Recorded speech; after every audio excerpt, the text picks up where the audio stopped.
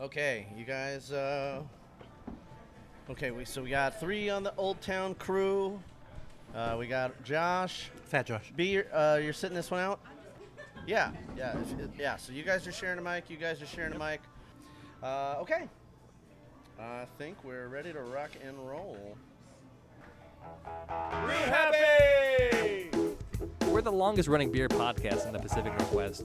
Why wouldn't they be listening to us? So many different beers! I got you something really good and really delicious. Oh my God. You listen to the Brew Happy show, so do I. Do it. It's not about the beer. It's about the beer. Oh yeah, that's Brew Happy. That is correct. You are listening to the Brew Happy Show weekly podcast. And thank you so much for tuning in. I'm the voice of beer, and wherever podcasts are found is where you can find the Brew Happy Show. This week we are at Old Town Brewing at their MLK Northeast location, and I am with Fat Josh. Hello, beautiful people. I got the Green Goddess, Hey, everybody. and we have the Old Town crew. Folks, there's 3 of you, so go ahead and introduce yourselves, starting on my left. I'm Todd. I'm the brewer here. Hi, Todd. Adam. Adam, the owner here. Yeah. Thanks for coming back to the show. You're welcome. Tom Fields, sales director, and whatever else he needs. Nice. Guys, thanks so much for coming on the show. Adam, it's been too long. Way too long. I can't remember the last time you've been on the show, but I want to make sure you know that we feature you guys, your brand, on the show very, very often. And congratulations on the latest winnings at the festivals. Well, thank you. I'm not aware of that. Oh, yeah. Who was that? Tell us about the last medal you guys won. Well, I'm going to hand it over to Todd since he was the one that brewed the beer. Yeah. But, it was over at the Great American Beer Festival. World Beer World Cup. Beer Cup. Yeah. So is at the World Beer Cup this year. We got a bronze with our Shanghai English IPA.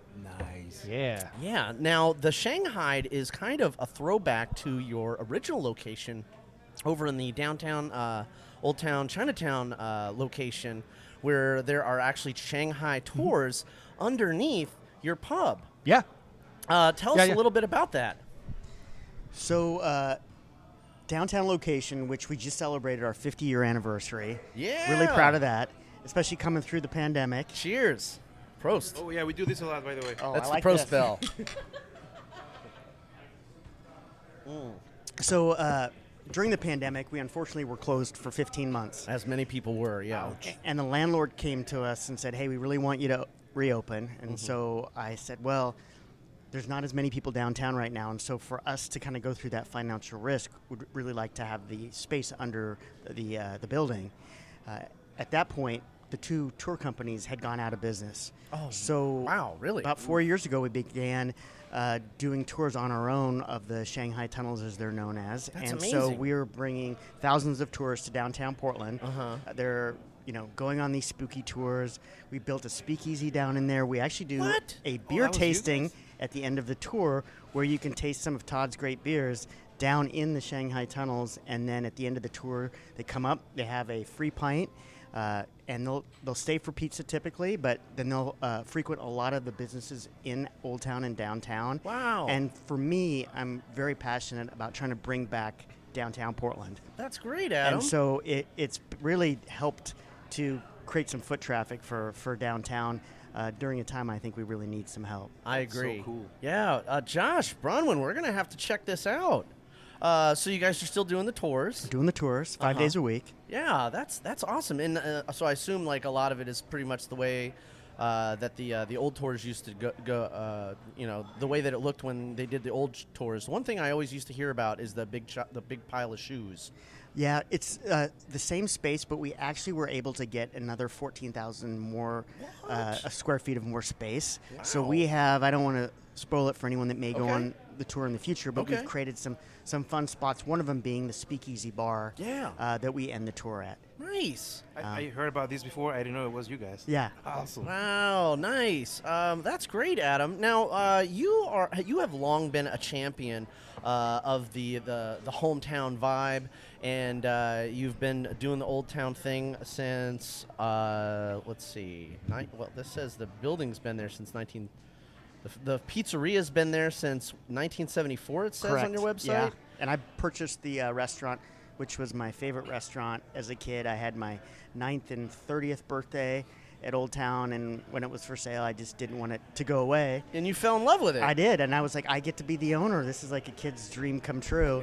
And that was 23 years ago. Wow. Nice. I'm going to do a prost to that, too.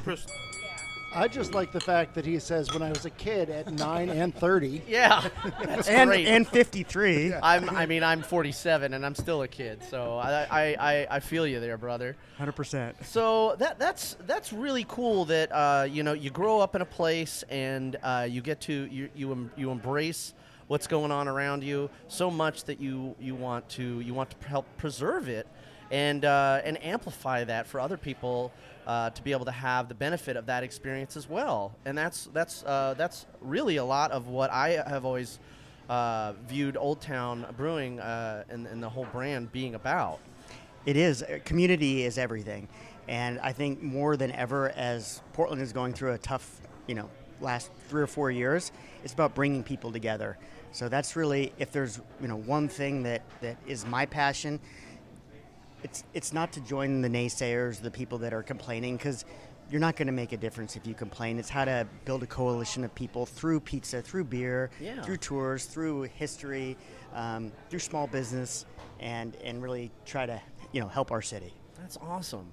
Now, so you guys got this location here on MLK. What year was that? We opened, I want to say 2008. Okay. And what was this building before? We may be able to see it from here. If you look around the corner, it was Frank Chevrolet. I had a feeling it was a garage, and there's been so many changes in Portland. There's some buildings I'm like, I remember what that used to be because I've been here for 20 years, and then other ones I'm like, I know I used to know what that used to be. It kind of looks like it was a garage, So I would have been right on that one. Well, and if you look at the ceiling here, this is the original roof structure. This is old growth. Yeah, and so it was painted white. Oh. And we weren't sure what it was going to look like and just decided to sandblast it, and it just turned out beautifully. Perfect for a brew pub. It does. I love we call this on the show, we call this the sky loft. That's exactly it. Yeah. What?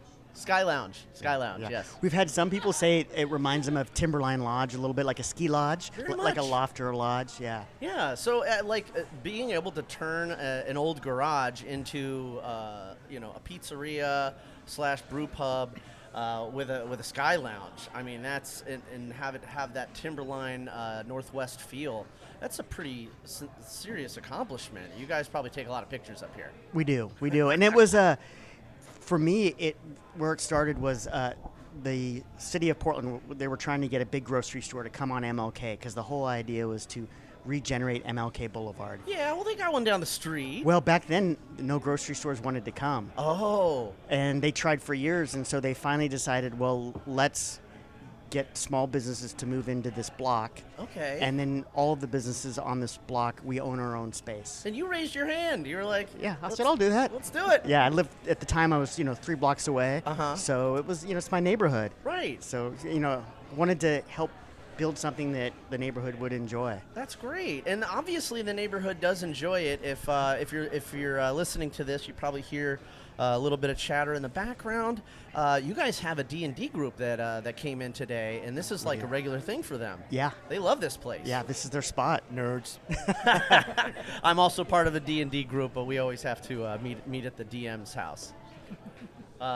B. Well, I was just thinking about how you always have this admiration for publicans. The way that you say it too, you're like, there's so much honor in it, providing something for the community. Yeah. And that's just what I'm hearing as you're talking. I'm like, what a true publican. Yes. Thinking about what an amazing person you are for the community.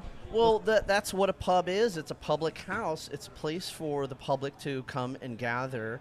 And in the olden times, that's where a lot of times you would wind up having your town hall meetings and other public gatherings. If people wanted to tell the community what was going on, everybody would gather at the local pub, whatever the nearest one was in the center of that neighborhood, and everybody would crowd in, and and then you have the warm light in the center of the room, which in this case would be Adam.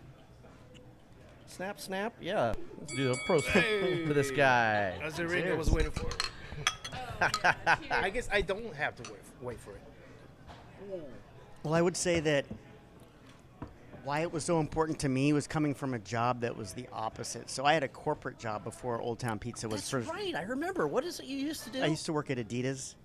Yeah. And so also a local company. Somewhat. So well, they're up. not really. They're up the street.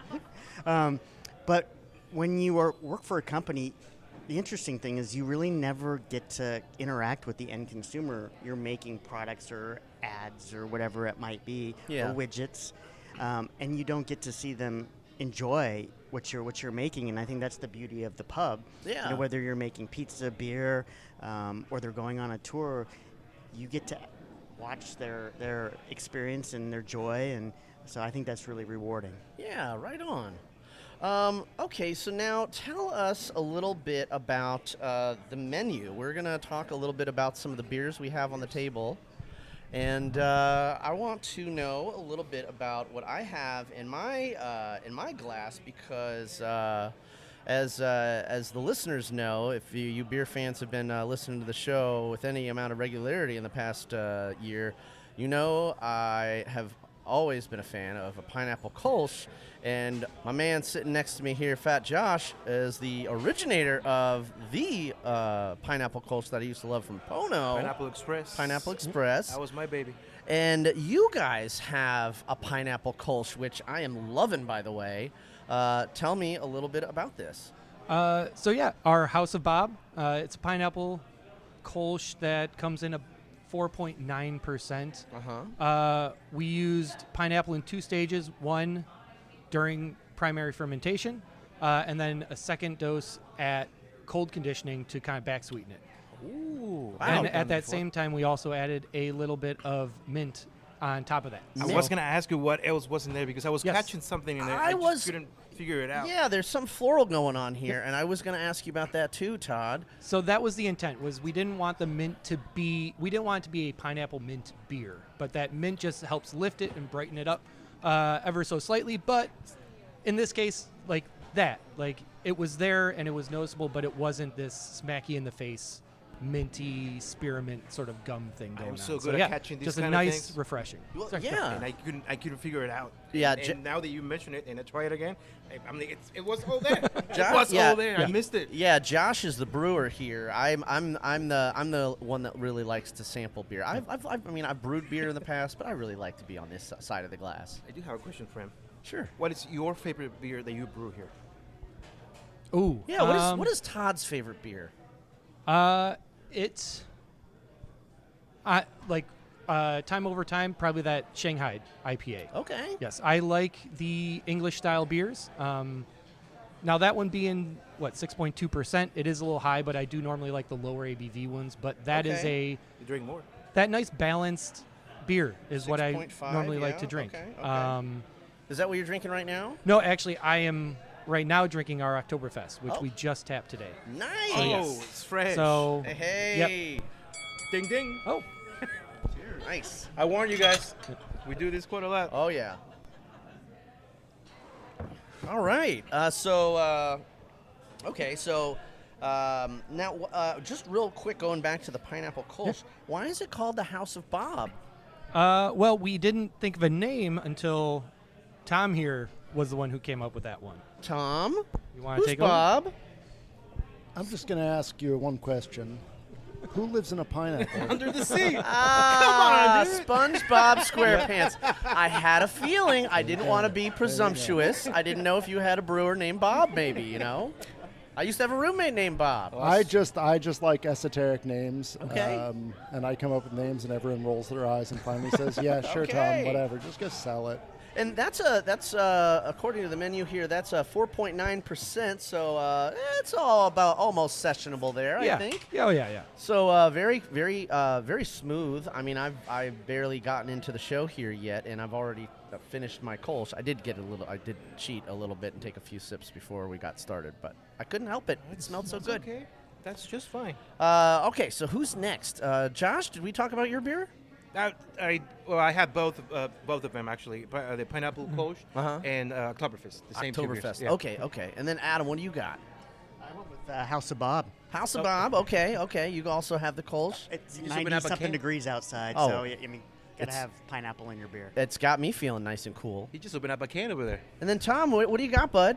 So I was drinking the Oktoberfest because I really like the Oktoberfest, but it goes down so easy. Yeah. That I did end up having to open up this can of Olld Baby lager Oh. that we had sitting here. We should talk about the Olld Baby. That Olld Baby looks a little old. Yeah. Oh, he's real old Why does the baby have a beard? because he's old. Oh, okay. The baby is old enough to have a beard. And I mean, let's face it. Is this you a probably Benjamin should- Button baby? You should not trust a baby with probably sharp objects. So, no shaving. Okay, that's true. Just let him do his thing. Just let him do his thing. There is a story behind this, although we are going to be doing an event very soon with Olld Baby Lager. Okay.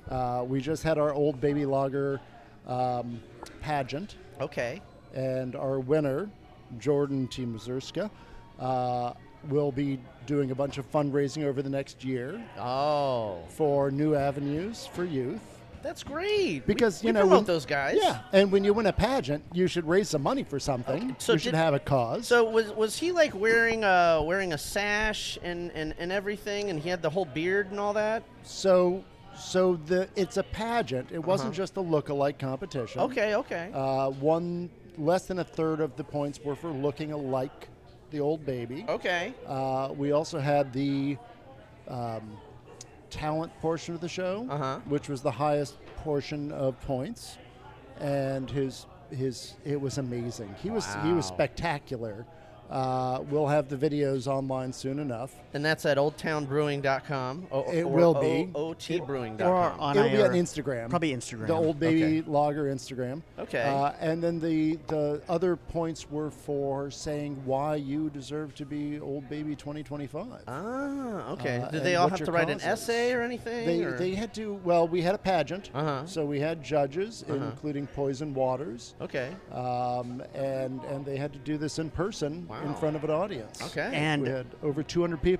It was the first year when Tom came to me, had this idea of a pageant. I was like, I love the idea, but will anybody get it and show up? So we decided to go for it, and it was unbelievable. We had a line out the door. The only one bartender was there, and they were getting their butt kicked because there were so many people that showed up. I've been that bartender before. Yeah. Yeah. And it was just so much fun. Okay. I went down to the green room, and all of the Olld have a green Baby contestants were they were bonding, doing shots. By the time at the end of, I mean, it became this, I couldn't even describe how great it was. Yeah. It was just a really, spectacular night. I bet. It sounds like And it was wild. Like, the audience was really into it. Okay, now I got to ask. Obviously we have the winner whose name was Jordan. Jordan. Okay, so Jordan was the winner, and there was only one winner. There was 12 contestants. There's 12 contestants. Did the other 11 people act like a baby when they lost?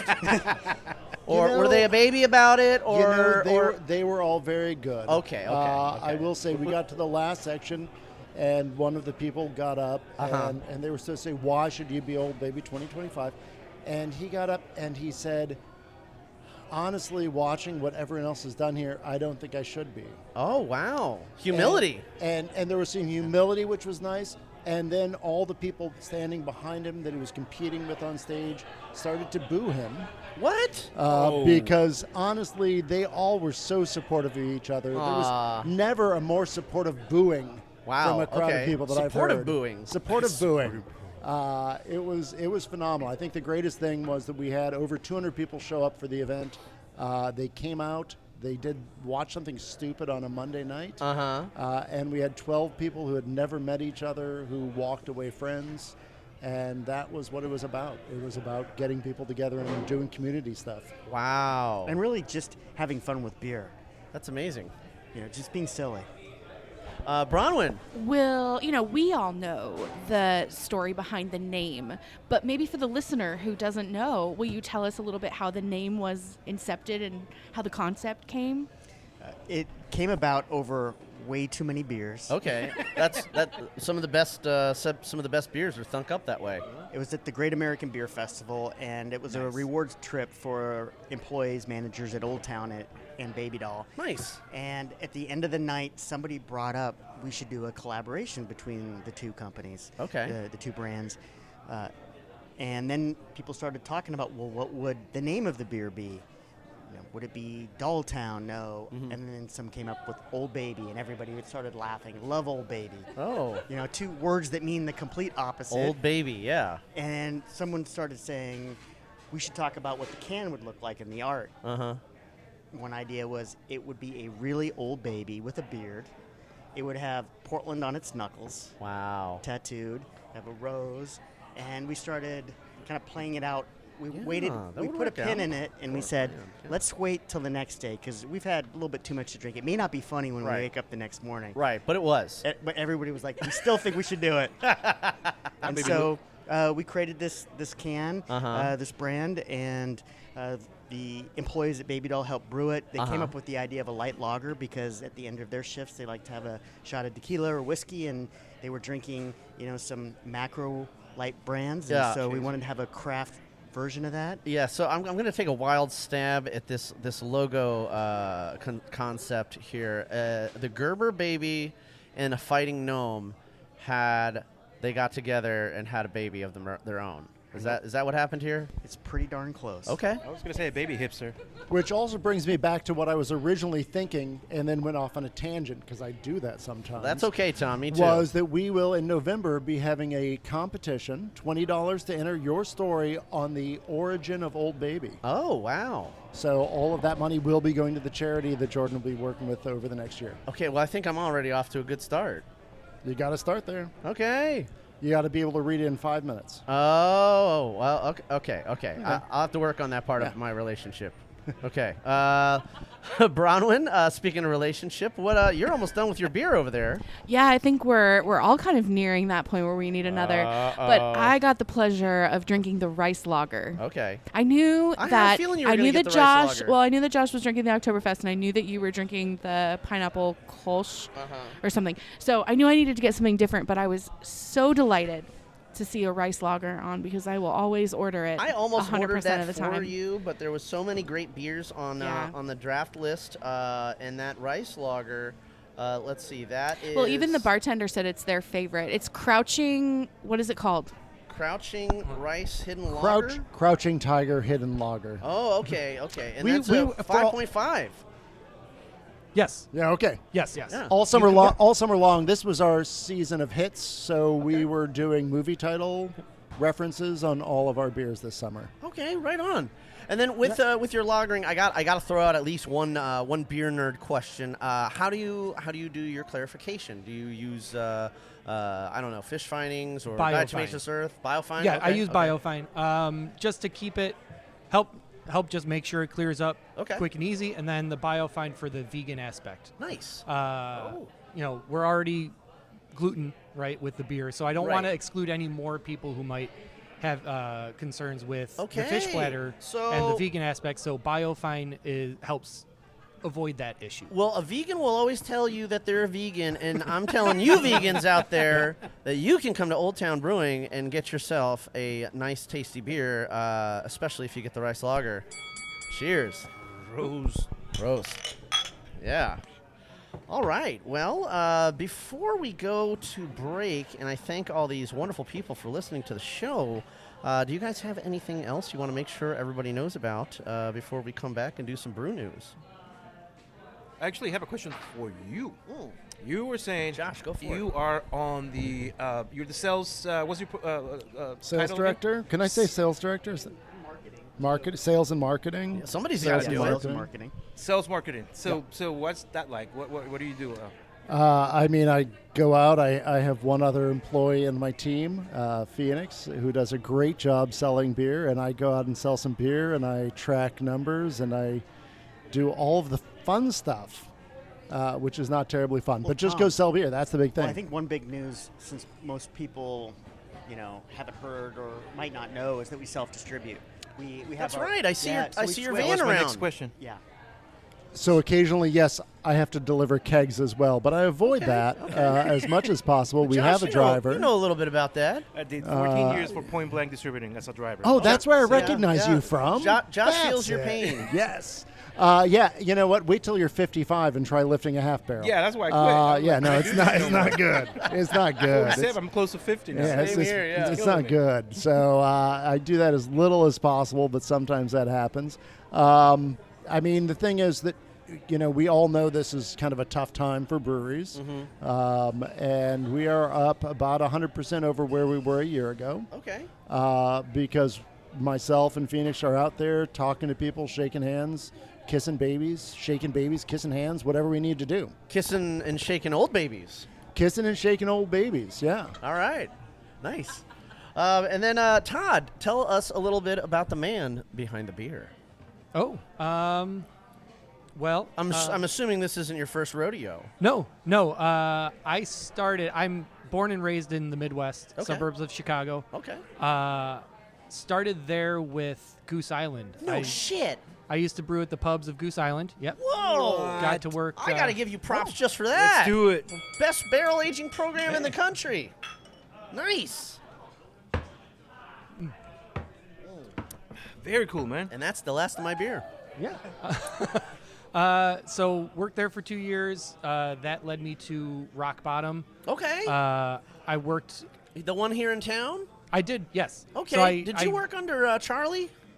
No, I replaced Charlie. Oh, okay, Yes. okay. So it from from Goose Island, I worked one of the suburb locations of Rock Bottom for a few years, which got me out here. Okay. Yeah, and I replaced Charlie Okay. until we closed that location. Yeah. Jumped up to Vancouver with Victor 23. Okay. Until met up with Adam, and now I'm here. Nice. Yeah. I think I met you at Rock Bottom. You did? I think so. Oh. I am very positive, 99% that I met you. We probably crossed paths there yeah. too. I was gonna say I haven't changed much since then. Yeah. I used to go into that pub quite a bit when I was working downtown more often. Back in the day.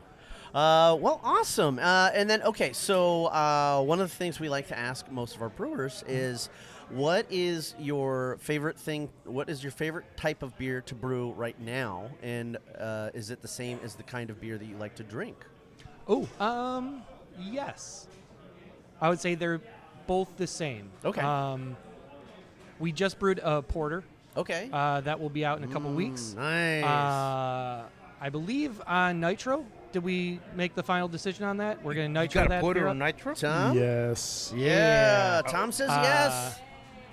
So, like I said, I like those English beers more balanced, but oftentimes tending towards a little bit more malty. So, just the smell of that mash in the morning. Yeah. When you let that sit there, that's what I like. Very nice. All I right. had a porter on Nitro in a long time. I'm just looking forward to it. All Now, right. Yeah. I will say, with that being said, on occasion, I like to break my rules. So, like, barrel aging is a big fun thing for me. Well, having started out at Goose Island, I'm Yep. not surprised. Yep. Right on. Well, just going down the menu here, we have so you guys have a pretty strong IPA game. It looks like for you hopheads out there in the Brewniverse. We have the Believe in Portland IPA at 6.8.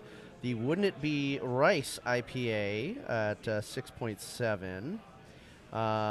You got the Hazy IPA at 6.8, a Northwest IPA also at 6.8, the St. Elmo's Hazy IPA at 6.7, The Barbarian Brothers Double IPA at 9, a whopping 9%. Okay. I'm down. Yeah, yeah, you are. Then you got your Pilsner for the at the 4.9 for the sessionable folks. And I am very interested. I don't want to forget about the. We did talk about the Oktoberfest. Is that the Le Hooch Pale Rider? La Oh, Hood. La Hood. La Hood. Yeah. I read that wrong. The Hooch Yeah. at 5.4%. And then I'm really interested in this James and the Giant Peach IPA at 6.7, which looks like it. I mean, just from the artwork on the menu on the menu there alone, it looks very, very delicious. Tell me a little bit about the Peach IPA. I'm a Floridian, so I love my fruit. That was one talking with Tom and Phoenix. We're talking about kind of what do we need to round out that menu.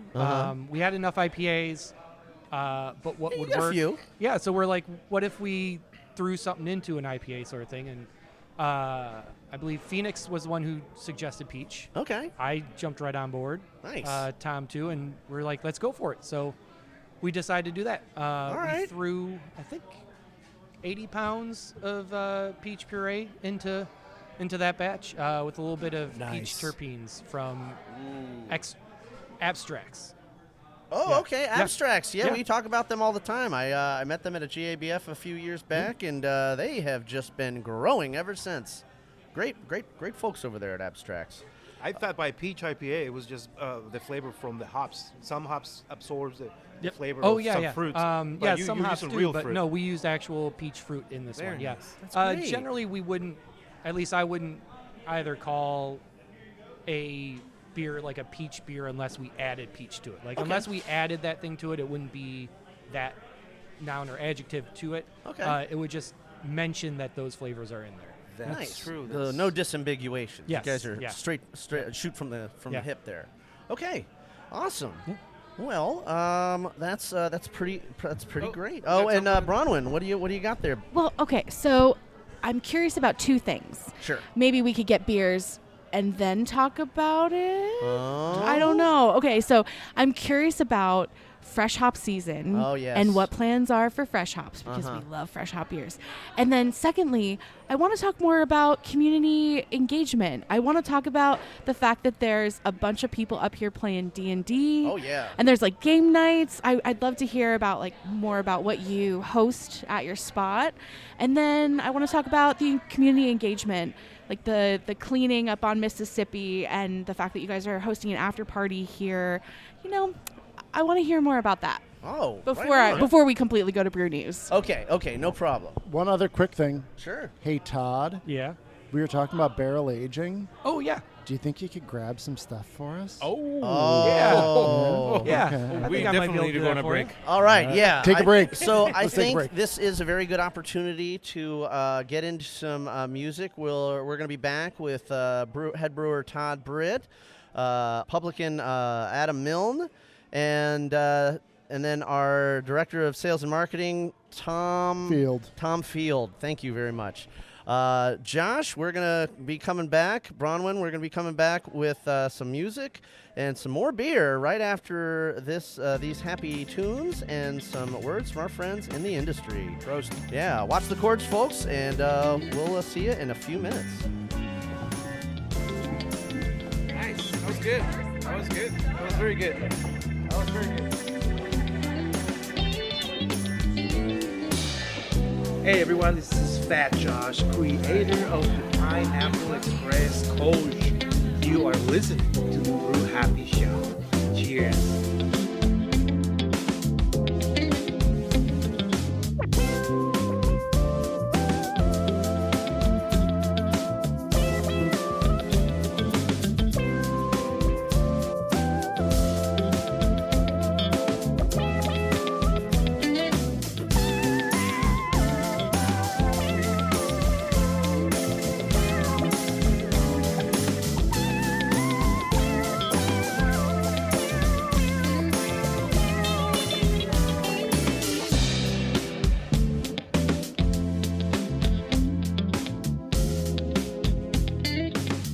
I'm Jake. I'm Ryan with Lazy Days Brewing, and you're listening to the Brew Happy Show.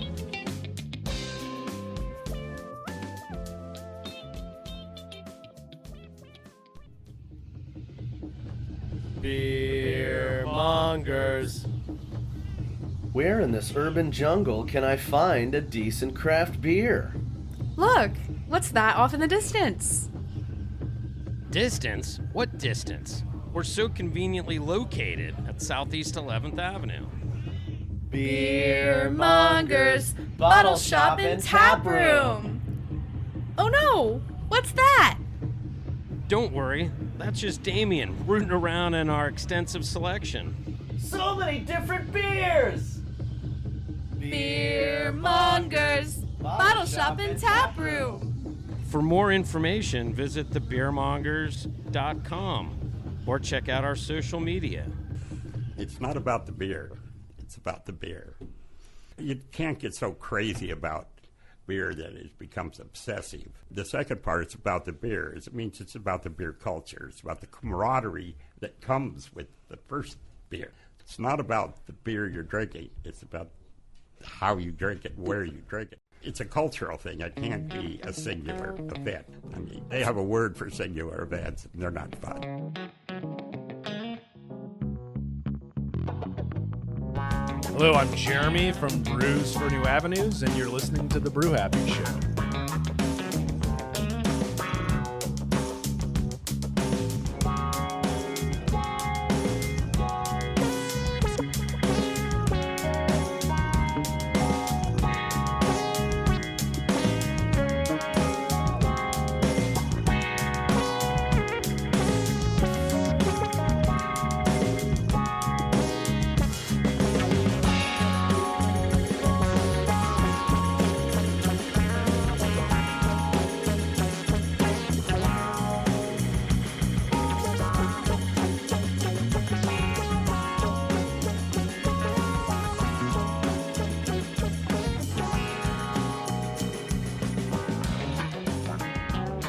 This is Adam Milne, owner of Old Town Brewing, and I'm here with the Brew Happy Show.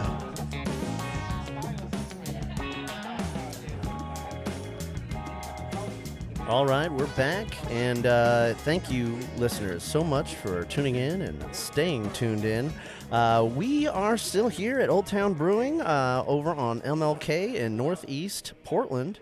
I do want to thank our friends and Patreon supporters out there who are always supporting us every month with their contributions for their monthly subscription. You can reach us at patreon.com/Brew Happy. If you want to help support the show for as little as $1, you can help us pay the bar tab. At the $5 level, you help us replace cords and microphones, and we actually might need a new soundboard here pretty soon. It's been a little sketchy lately, and other things like that. If you have a business, please help support us at the $25 level.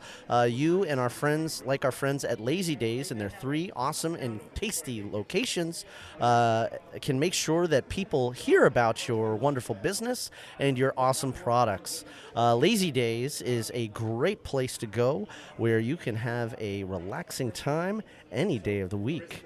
Have a lazy day every day at Lazy Days Brewing.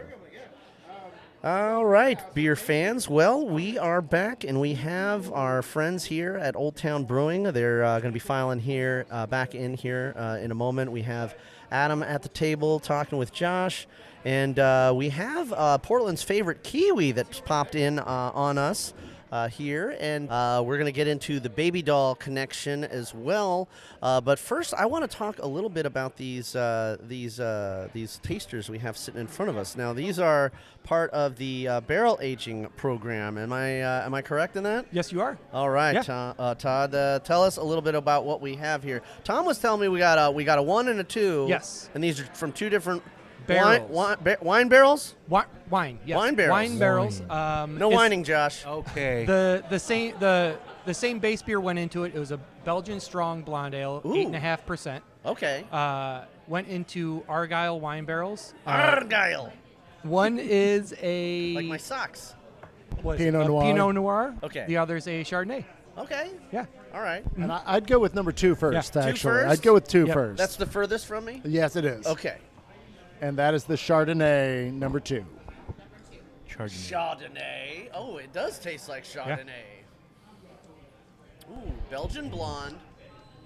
A strong Belgian blonde in a Chardonnay barrel. Yeah. So you get some of that Yeah. nice floral, slightly spicy quality of the Belgian beer. Okay. That Belgian blonde ale with that nice appley pear. It's not quite buttery from the Chardonnay, which is nice. It's a little bit cleaner, fruitier form of a Chardonnay. Okay, Josh, you're the certified beer judge. What do you think? It tastes like I'm not going to work tomorrow. Uh-oh, somebody's going to have to call in. Before okay, is that a cheers? Is that prost? Okay. That's a cash in on your sick day. Before I tried it, I was taking a smell because I'm really good with my aromas, and I couldn't figure when they said barrel beer. I was like, okay, is this a rum barrel? Is this a bourbon? I don't think it's any of that. And I was trying to figure it out until you guys called me over here. And I'm like, and somebody says it's wine barrels. I'm like, oh, that's what it was. Dang it, that's the second time today that I failed my BJCP. But you know what? That's okay. Hey, you can't win them all, buddy. Okay, it's delicious. I tell you that. And then we're gonna do this. This is the Number Pinot one. Noir barrel. Okay, this is the Pinot Noir. We got the white wine, and now we're doing the red wine. Oh, this smells which is fantastic. about as much as I remember from my fine wine training from before I moved out here. You got wine training? I actually used to be a wine guy when I came out here, and I started doing Brew Happy to learn more about the beer culture.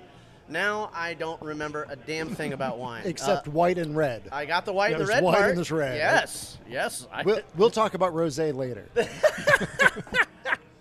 Okay. Well, so all right. So let's see what's going on here. Remember that movie Sideways? We're not drinking no Merlot. Oh God, he killed the Merlot market. And Merlot is such a good wine. It is a good wine. It is a good wine. They randomly picked a style that like that character just wouldn't like because everybody has something they don't like, and that's what he picked. But he said it so passionately, and people were like, "What the fuck's wrong with Merlot? I got to get rid of this shit. I'm never ordering Merlot again." It did kill the market, actually. Yeah, for real. but it's bounced back since then. But, No, it has not. No? No. Oh, God. I'm a wine club member. I'm an optimist. I'm a wine club member at a wine. They don't call them Merlot anymore. They don't call it Merlot. They call it, I don't even remember, Equinox or some other name. God. They call it something else because nobody would buy it as Merlot. Oh, Jesus. They changed the name and the sales went back up.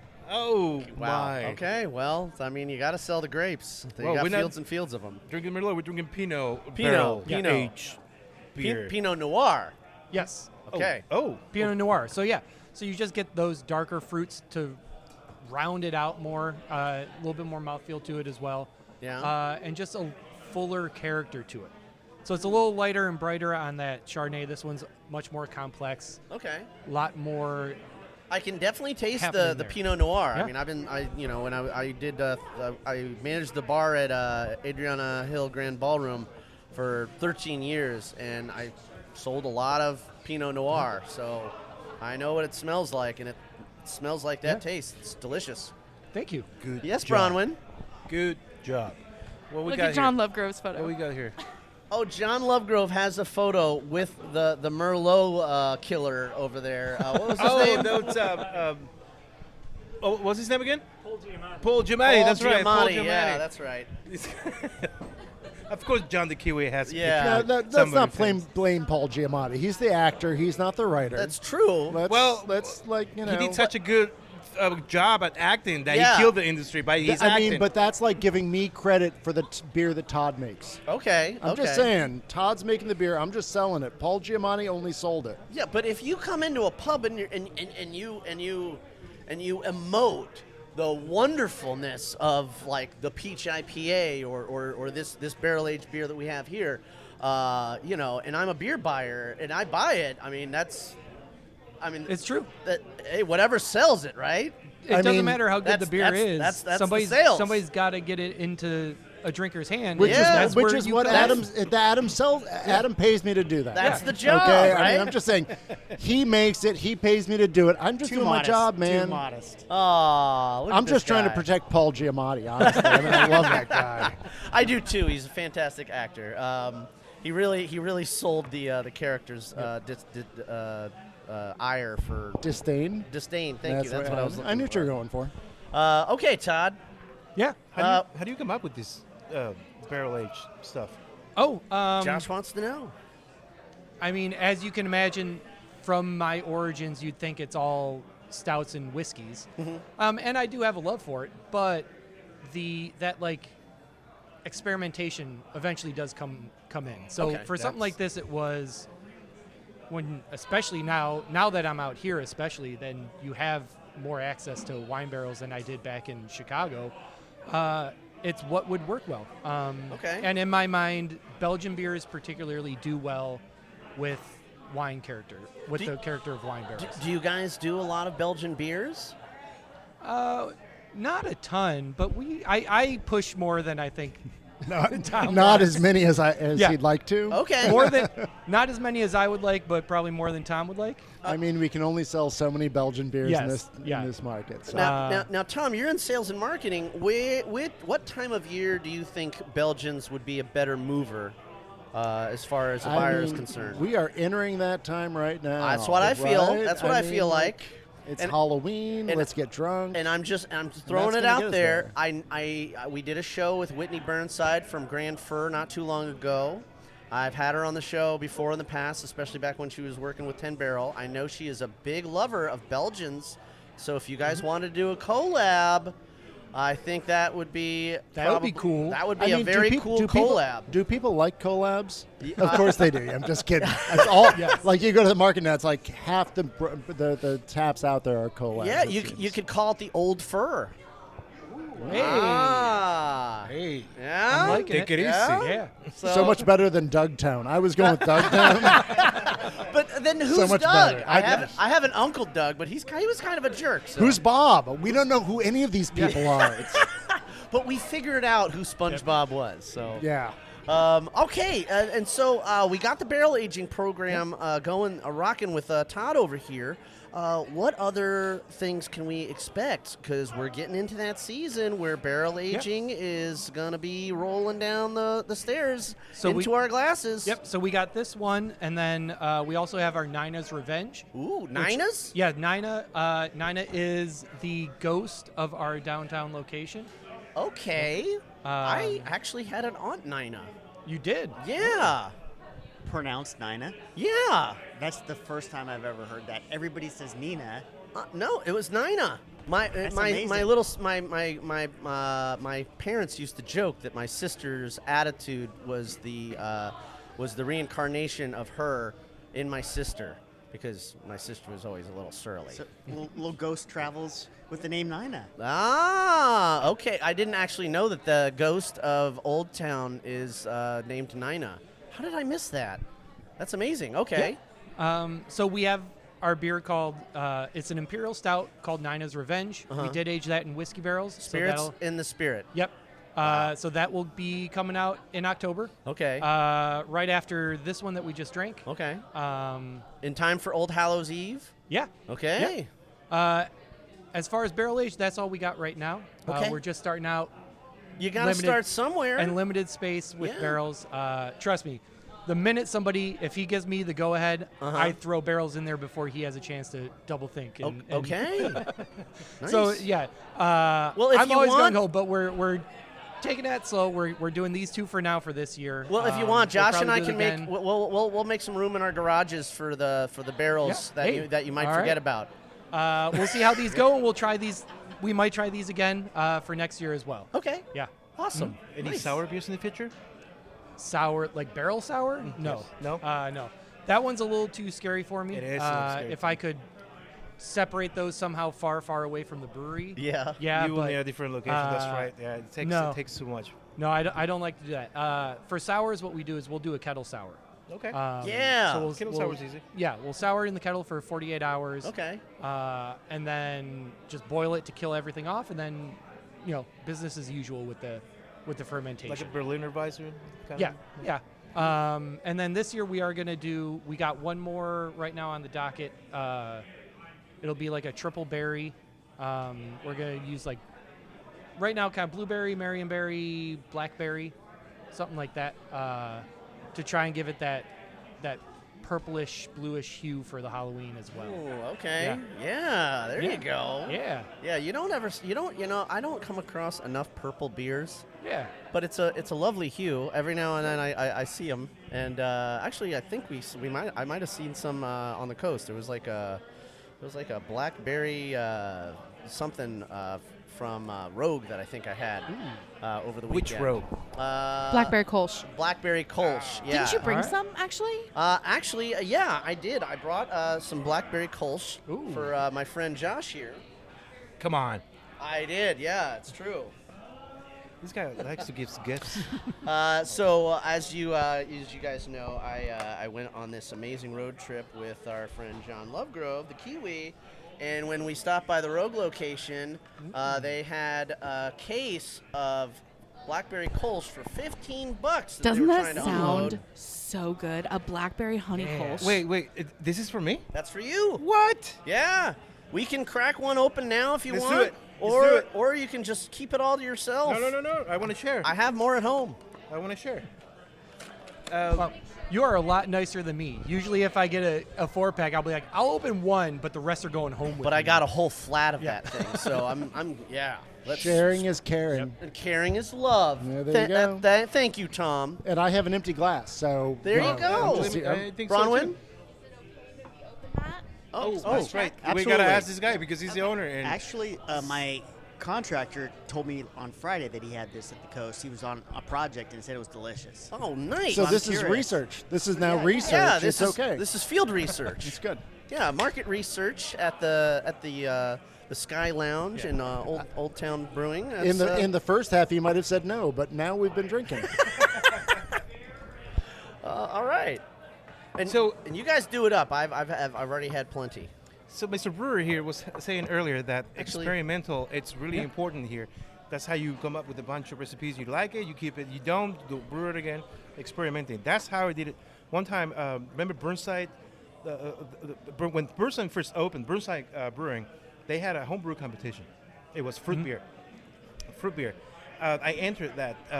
I took first and third place on that competition. Pineapple Express. 2 beers though, right? I entered 2 different beers. Pineapple Express actually didn't win. It was third place. That's right. Somebody else took second, and I experimented. I put 7 fruits in one beer, and I called it Tutti Frutti. I put 7 fruits. That was a great festival. They gave me that was a great festival the first couple of years. Cheers. Oh my God! I got first place with the Tutti Frutti. I'm getting Tutti Frutti right now. All I wanted to say, experimenting with beers is how you get somewhere and come up with a bunch of new recipes.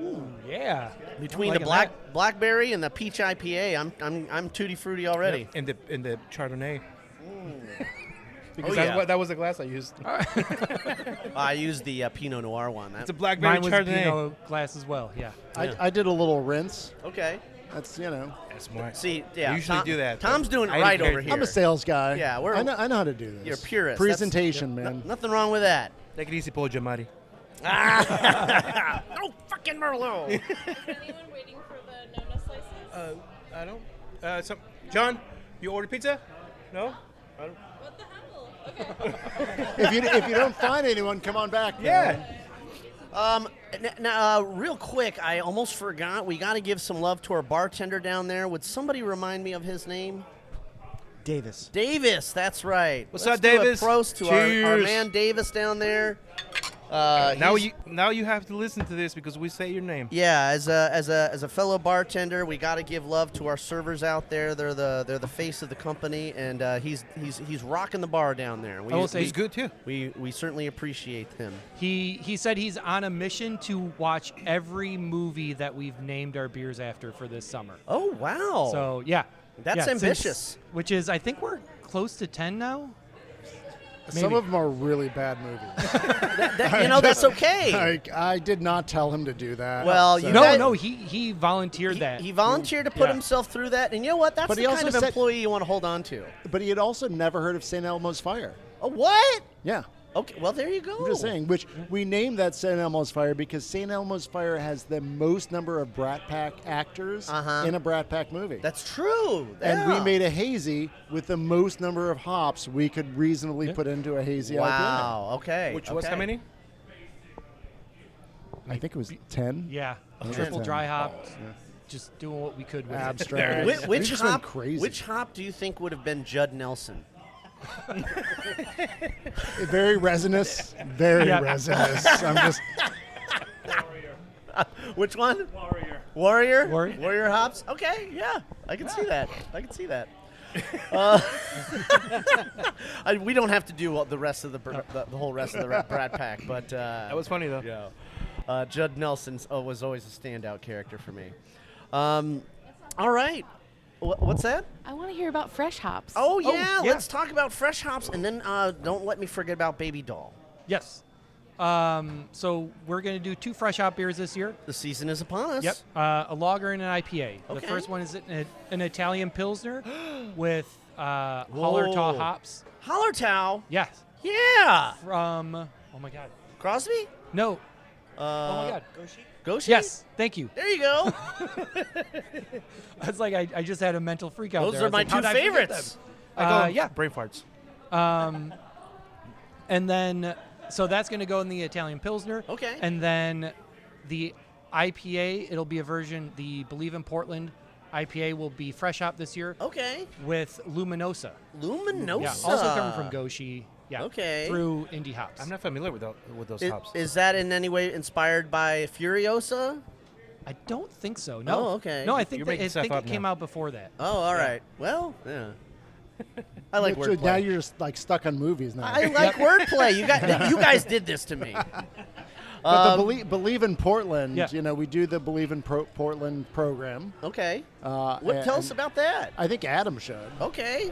I believe in Portland. Right? Obviously, Adam does. He's from here. Well, it didn't start from a good place, but I think it ended in a good place. Uh-oh. So where Believe in Portland began was downtown location was closed. Oh. I was watching the presidential debate with my daughter. Oh, yeah. And Those are always intense. And this was, 4 or 5 years ago, probably 5 years ago, doing my math.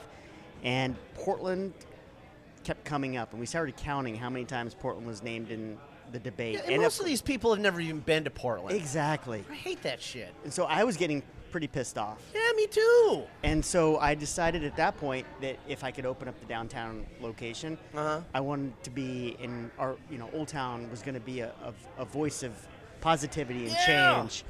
So when we opened, we started out with. Ooh, yes. Cheers. We started out with a T-shirt campaign. Okay. Because we have the Portland Stag as one of our trademarks. Of course. Yeah. So it was getting people to see that they could make a difference. So we sold T-shirts for $29, and then a big chunk went to various Portland nonprofits that made a difference in our city. That's great.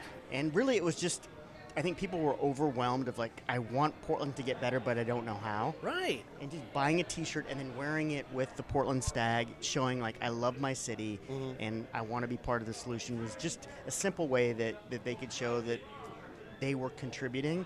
So it grew, and we were able to sell a ton of T-shirts, and to the point we raised over $14,000 for Portland nonprofits. That's wonderful. Nice. And then we came up with a Believe in Portland beer. Yeah. And so we've been rotating through various nonprofits. Right now it's Cascade AIDS Project. Okay. That we donate a portion of it to. Is the charity, is it multiple charities at a time, or do you pick one for each time? We pick one and then we rotate. Okay. Yeah, so it's 100% one for a quarter.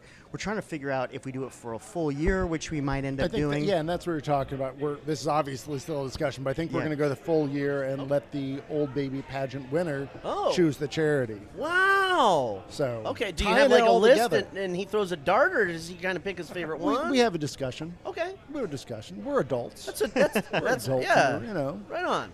All right, So yeah. New avenues for youth. Great. They got back to us today. That's great. Yeah, I actually think I have a bumper from those guys. New Avenues for Youth. I think that is. Oh no, that's Bruce for New Avenues. Which actually, this was the last year they were doing that. Yeah. Apparently, the guy who did that had just moved to. Hello, I'm Jeremy from Brews for New Avenues, and you're Jeremy. listening to the Brew Happy. That's who it was. Yeah.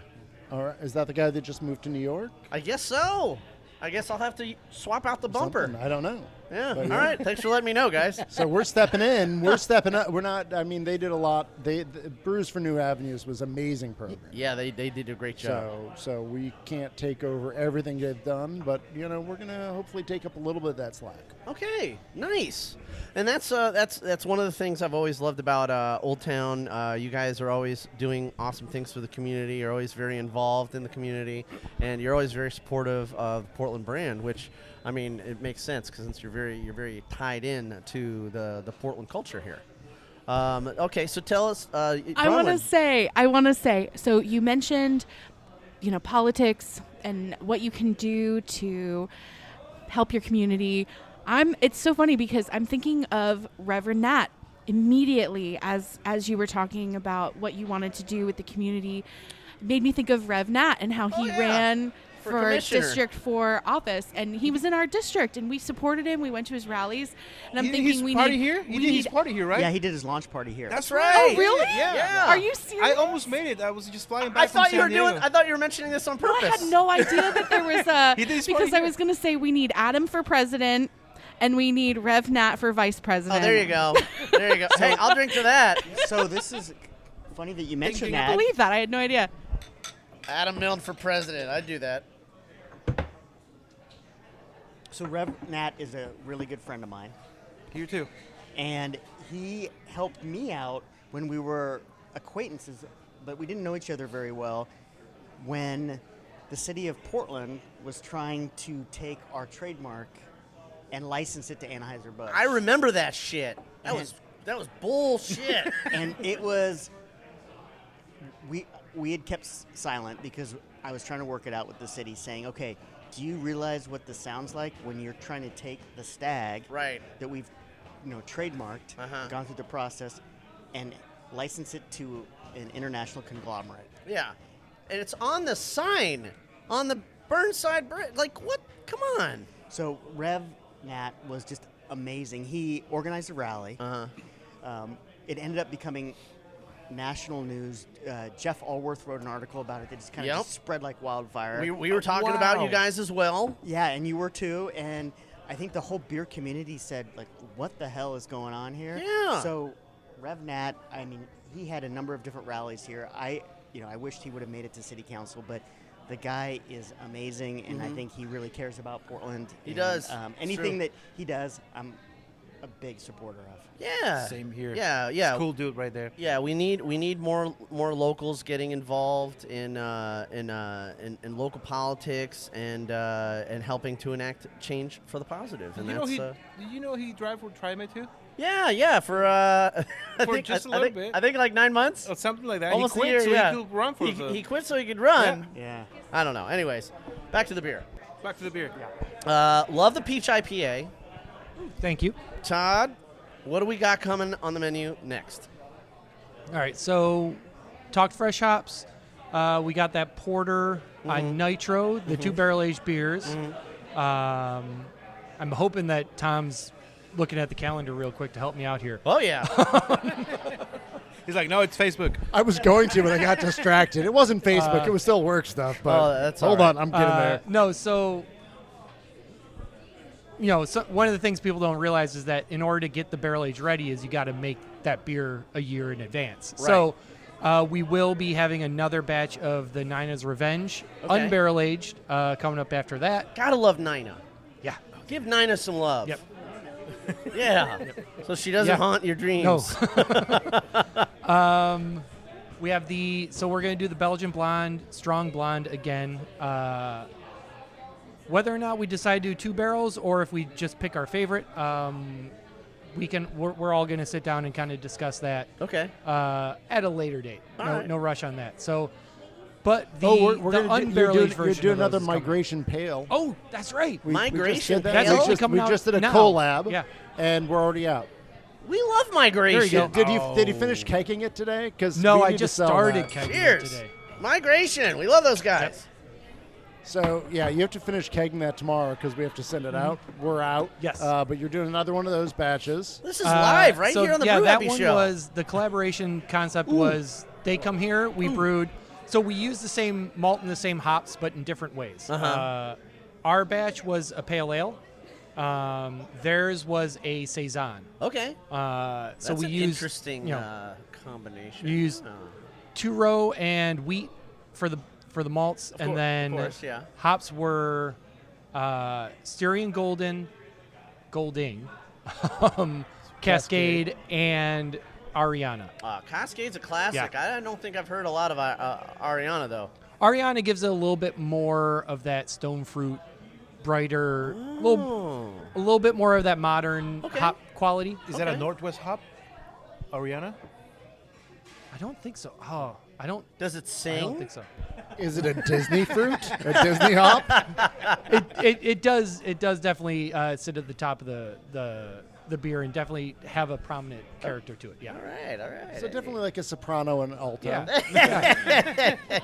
I'm a tenor baritone, so Fair enough. Yeah. All right on. We also have our annual beer. What's our annual beer coming up soon? Oh, thank you. The mushroom ale. There you go. Yep. Mushroom ale. Wait, yes. Wait, are you allowed to put mushrooms in the beer? What kind of Yes, you mushrooms are are. we talking about, Tom?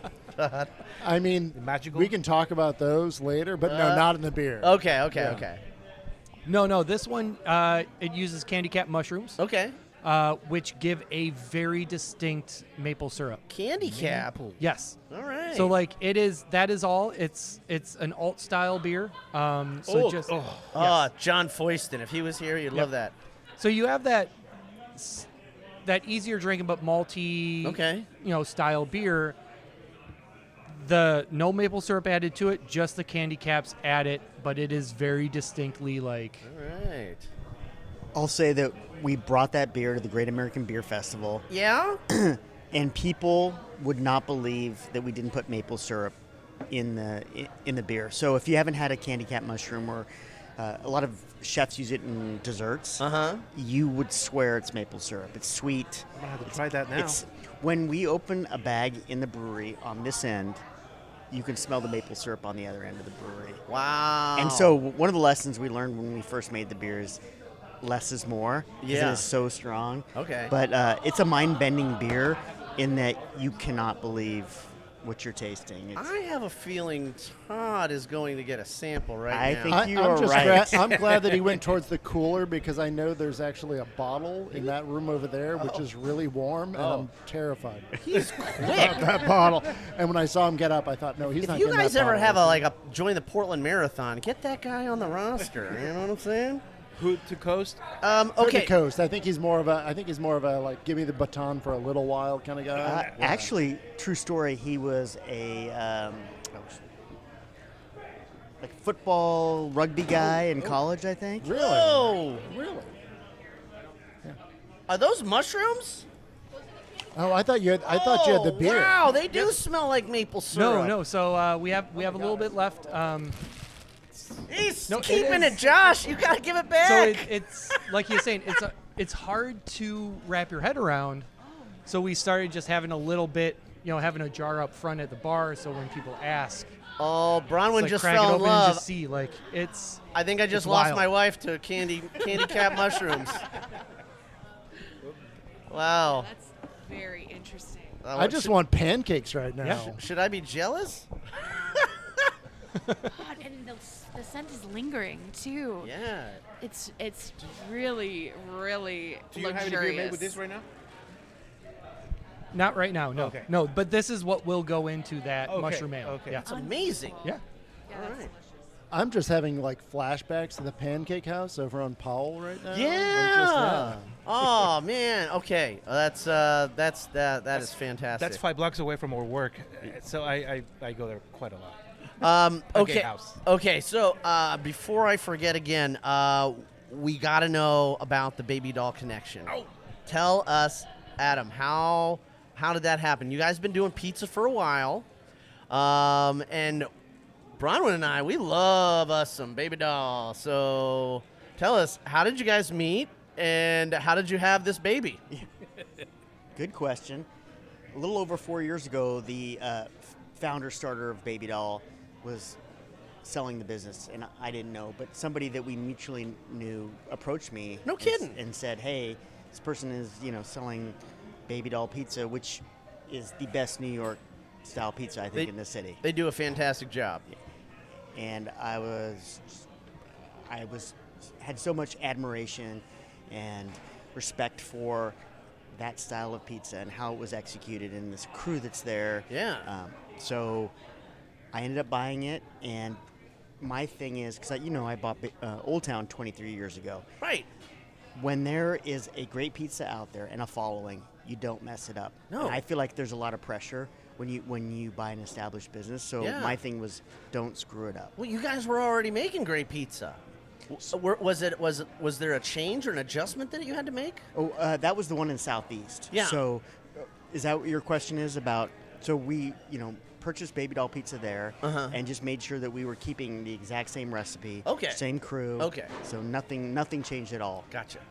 Is that Stark Street? What was? It is. Okay. Yeah. 28th and Stark. That's right. Nice. I've been there. And now we have it right here.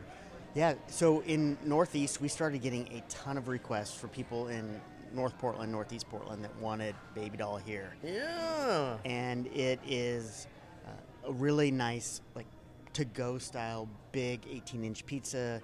So we added it here at the brewery about maybe 6 months ago. And so it's just been really doing We've had well. it? Yeah. We took it anally seriously because we were making sure that we had the same equipment, the same pizza chefs, the same everything to replicate it. And we went through 3 months of not even releasing the pizza here because we wanted to make sure it was Baby Doll worthy. Wow. Yeah. So That's unbelievable. So we replaced our pizza ovens. There's a particular pizza oven that we use to cook, Baby Doll's New York style pizza. So everything is identically the same. We actually decided that with pizza dough, there's certain things that you can't really explain. Yeah. So they say in New York, it's all about the dough. It's all about the dough. In New York, some people think also that the it's sauce. those rusty pipes in downtown New York City kind of add to the flavor. So I don't know about that. There's just they different don't put that theories. in the brochure. They don't put that in the brochure. So when we decided to serve Baby Doll pizza here, we're bringing the dough over from Southeast. Okay. So it's all made there so we can control as many variables as possible. Nice. Maybe you need to buy some rusty pipes. I mean, lead. Maybe get some lead in the pipes. That would explain a lot about New Yorkers. Yeah, idea. I worked at when I first moved here and I was going through EMT school. I was working part-time at Garlic Jim's down there on Hall and Nimbus in Southwest Portland, and they were very. It was a Mormon couple that owned it, and they were very, very specific about the crust and the ingredients and the dough and the way that it was stored and the temperature. There's a science to it in order to get the same consistency, and that's where I learned how to hand toss pizza. Garlic Jim's makes really good pizza. Yeah, or Garlic they used Jim's. to at least. I don't know if they're still around at all. You do it over your head like you just I did? can do it over my head. Yeah. Oh, he does it. Yeah. Oh, yeah. In the Or kitchen. Damien Yeah. in the You would be kitchen. so surprised. This man is actually a karaoke master, and he can toss a pizza over his I'm a head, pizza which is pretty ninja. cool. Yeah. When I first moved to Portland, I lived right next to the Lone Fir Cemetery, which is right around the corner from the original Baby Doll location, and it was really my first home pizza bar that I would get pizza at all the time because I lived so close. And then Damien and I moved in with each other in Northeast Portland, and we were right outside the boundary of Baby Doll. But I had been ordering Baby Doll a couple times a month. 2 blocks out of their. What a bunch of It's true. jerks. But you know what? We thought about lying about our No, no, no, address, no, no, and just no, no. sitting on somebody's porch, but No, but the That thing would have is, worked. the thing is, we called, we ordered a pizza. They even said, you're right outside of our delivery limit. They still came. they still came. Those- Yeah, That is just such a testament. we didn't have to sit on a stranger's porch. They cared. They actually cared. And I was like, man, I just really want Baby Doll pizza. I don't want the other ones that are all around me here. And at the time, we didn't have a vehicle, so Yeah. we couldn't get there. Yeah. So they went out of their way to make sure that we were happy. And Nice. We've always been yeah, super and, happy. Yeah, and you got to tip heavy when a business is willing to go the extra mile. I do just even, want to even say, if it's just a quarter of a mile. Garlic Jim's actually has 3 locations. Still? So John, They used to have John 20. Lovell, you could do all 4 of the Garlic Jim's locations. there's one in Salem. There's a couple up in Washington, and there's one in Texas. Oh. So there you go. Oh, in Texas? Yeah, I can do that. Oh, wow. San Antonio. You ever been to San Antonio? Yeah, a couple times. And you'd go back? Oh, sure. All right, there Yeah. you go. John's got a new thing. I'm sorry to see that they're downsizing, because they had like over 20 locations back when I worked for them 20 years ago, and in like Washington and Oregon, and between Garlic Jim's and Papa John's, they were comparable, but Garlic Jim's was way better with the crust and the sauce, and the quality of cheese. Papa John's just better with the business. They are better with the Yeah, business. You know, apparently. those guys are they're fucking land sharks. But yeah.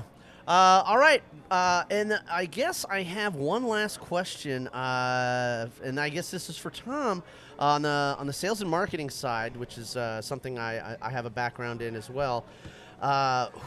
So you guys, do you guys go to? You have cans that go out to stores and you guys self-distribute. Where can people find Old Town Brewing products? I mean, I'm hoping Todd's looking this up right now to help me. No, I'm just kidding, Todd. We're available in New Seasons. Okay. John's Market, who is one of our sponsors for our Old Baby pageant, Nice. carries us at all their locations, and all of your finer specialty bottle shops. Oh, only the finest. Absolutely. If you're not carrying ours, you're not the finest. So we can get you at Beer Mongers, I Look bet. at this guy. He earned his badge, huh?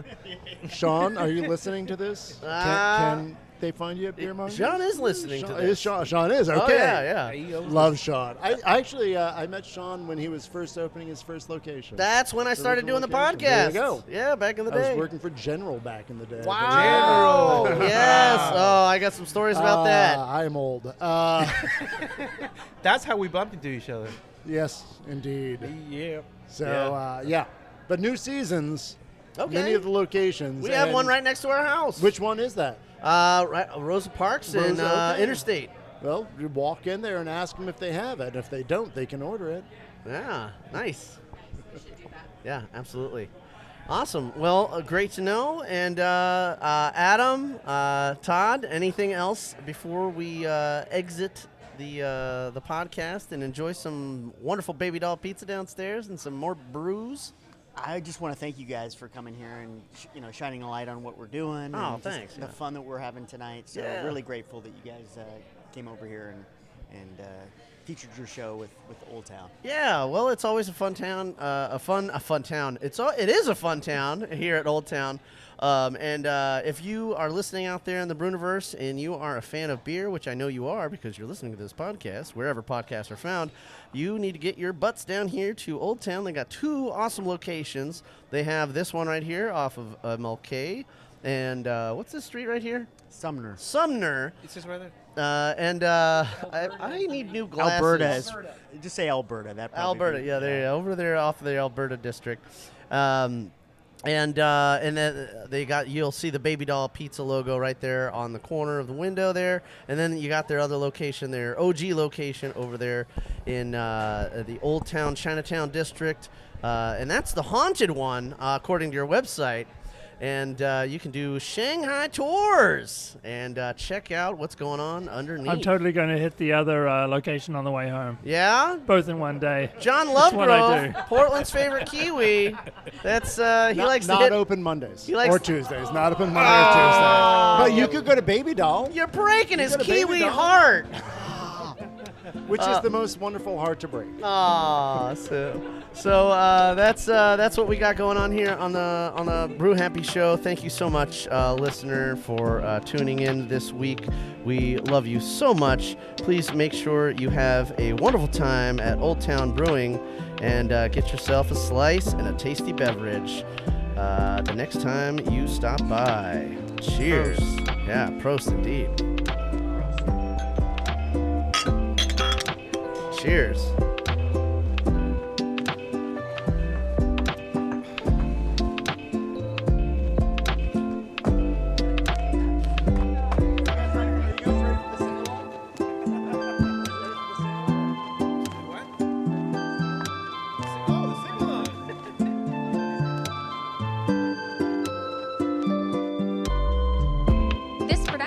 Is brought to you by Brew Happy Media, the ultimate brewers media resource. For more information, go to thebrewhappyshow.com and brewhappypodcast.com. Follow us on Twitter, Facebook, and YouTube at Brew Happy.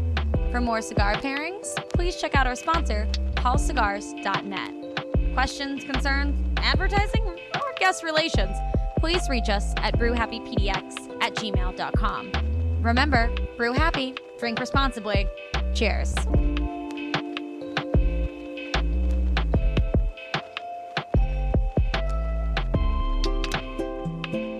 Yeah, baby! Oh my God!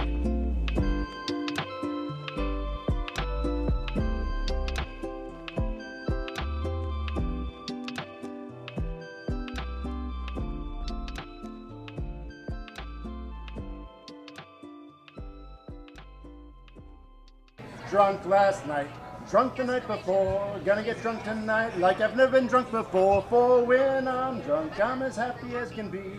I am a member of the Sauce family. The Sauce family is the best family that ever came over from old Germany, singing glorious, glorious. 1 keg of beer for the 4 of us, so glory be to God till there are no more of us. One of us can drink it all alone. Damn near! All alone. Damn near! Alone. Damn near! Glory be to God, for there are no more of us, till there are no more of us. One of us can drink it all alone. Damn near! There you go. Yeah! That was great! We need more beer.